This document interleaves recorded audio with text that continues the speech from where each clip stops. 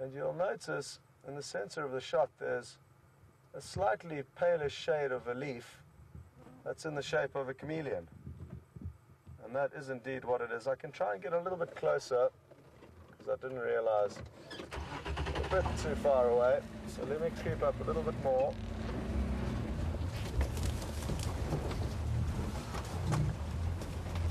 We can have a quick glimpse of this fairly interesting reptile.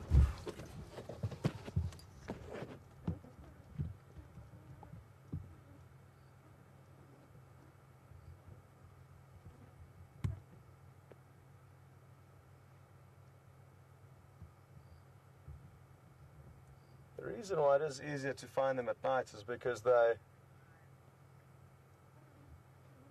lack the dependency to camouflage well, seeing as though it's dark, and therefore often become a very lighter shade relative to their surroundings, whereas during the day it would have been blending in far greater than its coloration now.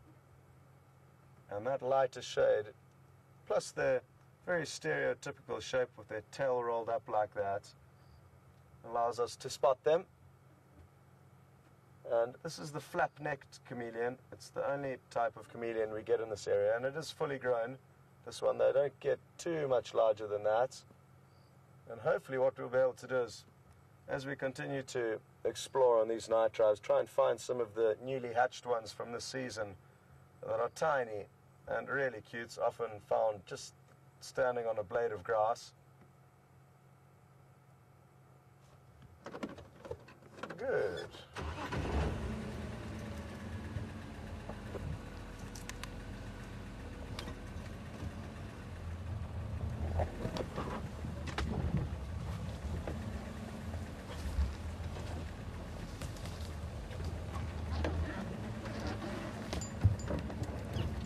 Just got a question through from Grace. Good evening, Grace, and welcome along board with us. Grace is asking how we keep the venomous snakes away from camp.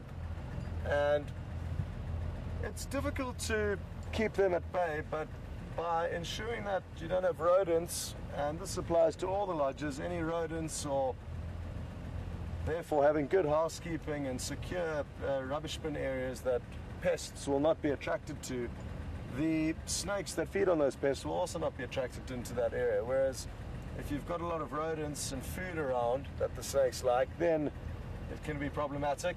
So thankfully, because the Juma team do run a tight ship, we don't have any rodents, and we haven't seen any snakes in and around the camp. The camp managers, however, have been a little bit unlucky. There's a certain species of snake called the Mozambican spitting cobra that tend to like infrastructure, possibly because one of their prey items are geckos that they like to feed on, and that is one animal that camp environment does cater towards, because the geckos do well. They feed on all the insects that are attracted to the bright lights.